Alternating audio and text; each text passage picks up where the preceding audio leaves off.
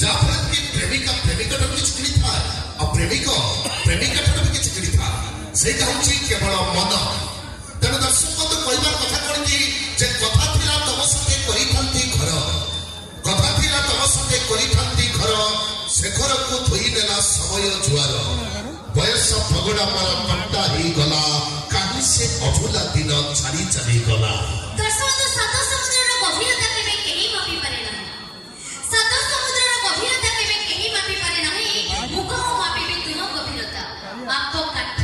আচ্ছা দর্শক বন্ধু আজকাল কলেজ পড়ুয়া ছোট যদি ওড়িয়া মাটির গর্ভ গৌরব যে পবিত্রতার গীতা ও ভাগবত যদি দিয়াଯିବ আজ্ঞା ଠିକ ଭାବରେ ପଢିପାରିବେ।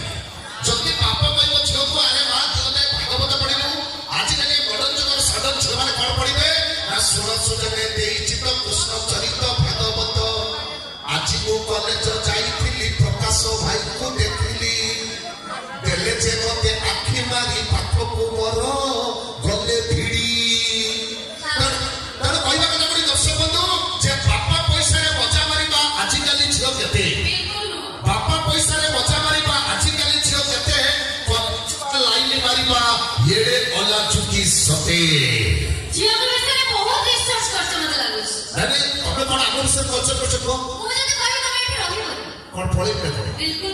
ଏମିତି ଗୋଟେ କାମ କରେ ଯେମିତି ମୁଁ ଜାଗା ଛାଡି ଚାଲିଛି।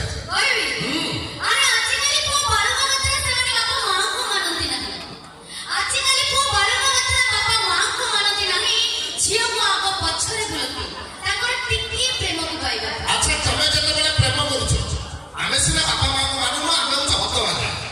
ଆଚ୍ଛା ତମେ ଯେତେବେଳେ ପ୍ରେମ କରୁଛ କଣ ବାପା ମାଙ୍କୁ ପଚାରିକି ପ୍ରେମ କରୁଛ? ସେଇଥିପାଇଁ ତମେ ଜୀବନରେ ପସ୍ତଉଛ। ଯୋଉ ଝିଅମାନେ ବାପା ମାଙ୍କ ଅବାଧ୍ୟରେ ଯାଇ ପଡ଼ୋଶୀକୁ ସେ ନିଷ୍ପତ୍ତି ନିଅନ୍ତି, ତେଣୁ ସେମାନେ ଭବିଷ୍ୟତରେ ଖାଲରେ ପଡ଼ନ୍ତି। ଆଉ ସେତେବେଳେ ବାପାଙ୍କ କଥା ଭାବିଲା ବେଳକୁ କିଛି ବି ନଥାଏ, ନେଡି ଗୁଡ କଉଡ଼ିକି ହୋଇଯାଇଥାଏ। ତେଣୁ କହିବାର ଅର୍ଥ ହଉଛି ଯେ ଲଭ୍ ଲେଟର ଭାରି ଡେଞ୍ଜର, ତାଠାରୁ ଡେଞ୍ଜର ଧରମ ଭାଇ। ଲଭ୍ ଲେଟର ଭାରି ଡେଞ୍ଜର, ତାଠାରୁ ଡେଞ୍ଜର ଧରମ ଭାଇ। ମୋ ଯୁବପିଢିର ଭାଇମାନଙ୍କୁ ଗୋଟିଏ ରିକ୍ୱେଷ୍ଟ, ଆଉ କେହି ପ୍ରେମ କର ନାହିଁ।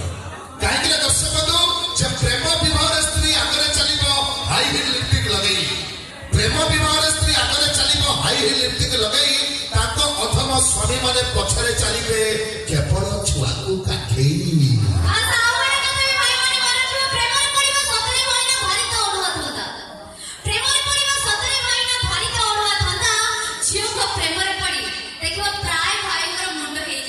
ତାର ମୋର ତ ପୁରା ଫୁଲ ଚୁଟି ଅଛି, ଚନ୍ଦା କାହିଁ ଭାଇ, ଚନ୍ଦା